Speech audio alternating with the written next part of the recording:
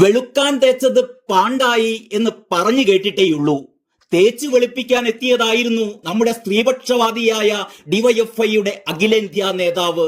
സ്ത്രീകളെ എങ്ങനെ ആദരിക്കണമെന്നും ബഹുമാനിക്കണമെന്നുമൊക്കെ പണ്ടേ മാതൃക കാണിച്ച ആളാണ് സാക്ഷാൽ എ റഹീം എന്ന ഡിവൈഎഫ്ഐയുടെ അഖിലേന്ത്യാ പ്രസിഡന്റും രാജ്യസഭ എംപിയും.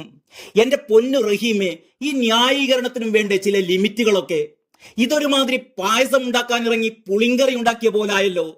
അല്ലെങ്കിലും ഈ ഡിവൈഎഫ്ഐക്കാർക്കൊക്കെ ഇപ്പോ കണ്ടകശനിയാണ്. കണ്ടകശനി കൊണ്ടേ പോകൂ എന്നാണല്ലോ പ്രമാണം. പാനൂരിൽ ആരോ ഉണ്ടാക്കിയ ഒരു ബോംബ് അത് പൊട്ടിയപ്പോ ജ്ഞാനദൃഷ്ടിയാൽ അത് അറിഞ്ഞ് സന്നദ്ധ പ്രവർത്തനത്തിനായി സ്പൈഡർമാനെ പോലെ ആകാശത്തിലൂടെ നൂലിൽ വലിഞ്ഞു ചാടി എത്തിയതായിരുന്നു ഡിവൈഎഫ്ഐ സഖാക്കളിൽ ചിലർ. ക്യാപ്റ്റൻ സഖാവിന്റെ വിവരം കെട്ട പോലീസുകാർക്കാവട്ടെ ഇത് മനസ്സിലായതുമില്ല. അവന്മാരൊക്കെ തൂക്കിയെടുത്ത് അകത്തിടുകയും ചെയ്തു. ബോംബ് നിർമ്മാണ കേസിലെ പ്രതികളുമാക്കി. വയനാട്ടിലെ പൂക്കോട്ടെ വെറ്റിനറി കോളേജിൽ സിദ്ധാർത്ഥൻ എന്ന പാവമൊരു പയ്യനെ പാട്ട് പഠിപ്പിക്കാൻ ഇറങ്ങിയതായിരുന്നു ഡിവൈഎഫ്ഐ സഖാക്കൾ. മനുഷ്യനാകണം മനുഷ്യനാകണം എന്ന പാട്ട്. മനുഷ്യനാകണം മനുഷ്യനാകണം, ഉയർച്ച താഴ്ചകൾക്ക് അതീതമായ സ്നേഹമേ നിനക്ക് ഞങ്ങൾ പേരിടുന്നു, അതാണ് മാർക്സിസം. പാട്ട് പഠിപ്പിക്കുന്നതിനിടയിൽ സ്വരശുദ്ധി വരുത്തിക്കാൻ കഴുത്തിലൊരു മാർക്സിസ്റ്റ് തിരുമ്മ ചികിത്സ നടത്തിയതാണ് കുട്ടി സഖാക്കന്മാർ. പലയിടത്തും തിരുമ്മിയും ചവിട്ടിയൊഴിയിലും നടത്തി, അത്രയേ ചെയ്തുള്ളൂ. അതിനാണ് ആ പയ്യൻ കയറി ചത്തുകളഞ്ഞത്. അതും ഈ പാവം ഡിവൈഎഫ്ഐ കുഞ്ഞുങ്ങളുടെ തലയിലായി. പാവങ്ങളുടെ കാര്യം അവിടെ നിൽക്കട്ടെ. പറഞ്ഞു വരുന്നത് നമ്മുടെ അഖിലേന്ത്യാ പ്രസിഡന്റും എംപിയും ഒക്കെയായ എ റഹീമിനെ കുറിച്ചാണ്. ആര്യയെയും സച്ചിൻ ദേവിനെയും ന്യായീകരിക്കാൻ വിളിച്ചുകൂട്ടിയ പത്രസമ്മേളനത്തിലാണ് റഹീം അടപടലം തേഞ്ഞൊട്ടിയത്. ആര്യമോളെയും അളിയനെയും തേച്ചു വെളുപ്പിക്കാൻ എത്തിയതായിരുന്നു. പറഞ്ഞിട്ടെന്താ, സംഗതി കയ്യിൽ നിന്ന് പോയി എന്ന് പറഞ്ഞാൽ മതിയല്ലോ.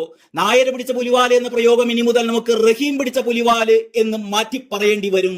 അമ്മാതിരി പൊല്ലാപ്പിലാണ് റഹീം കാക്ക ചെന്നു പെട്ടത്. റഹീമിന്റെ ന്യായീകരണവാദങ്ങളിൽ വെട്ടിലായത് ആര്യമോളും ഭർത്താവുമാണ്. അവർ പറഞ്ഞ കള്ളങ്ങളൊക്കെ 8 നിലയിൽ പൊട്ടിപ്പൊളിഞ്ഞു. ബസ് ഡ്രൈവറുമായി ഉണ്ടായ തർക്കത്തിനിടയിൽ സച്ചിൻ ദേവ് ബസ്സിൽ കയറി എന്നാണ് റഹീം പറയുന്നത്.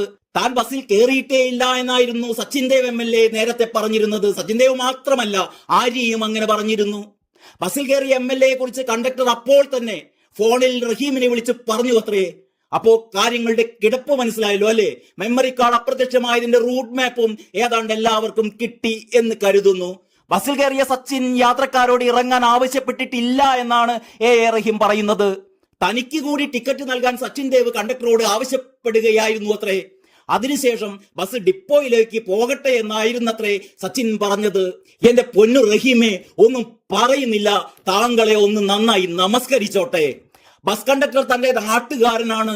അതിനാലാണ് സംഭവം നടന്നപ്പോൾ തന്നെ വിളിച്ചറിയിച്ചതെന്നാണ് എ റഹീം പറയുന്നത്.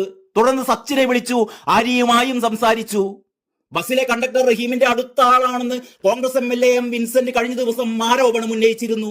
സംഭവം നടക്കുമ്പോൾ കണ്ടക്ടർ ഫോണിൽ റഹീമിനെ വിളിച്ചെന്നും വിൻസെന്റ് വിശദീകരിച്ചിരുന്നു. ഇത് സ്ഥിരീകരിച്ചിരിക്കുകയാണ് ഇപ്പോൾ റഹീം തന്നെ. കുടിച്ചതല്ല കള്ള്, ഇനി കുടിക്കാൻ പോകുന്നതാണ് എന്ന് കേട്ടിട്ടില്ലേ? അമ്മാതിരി ട്വിസ്റ്റിലാണ് ഈ കഥ നീളുന്നത്. ക്ലൈമാക്സിനായി നമുക്ക് കാത്തിരിക്കാം. അതുവരേക്കും നല്ല നന്ദി, നല്ല നമസ്കാരം.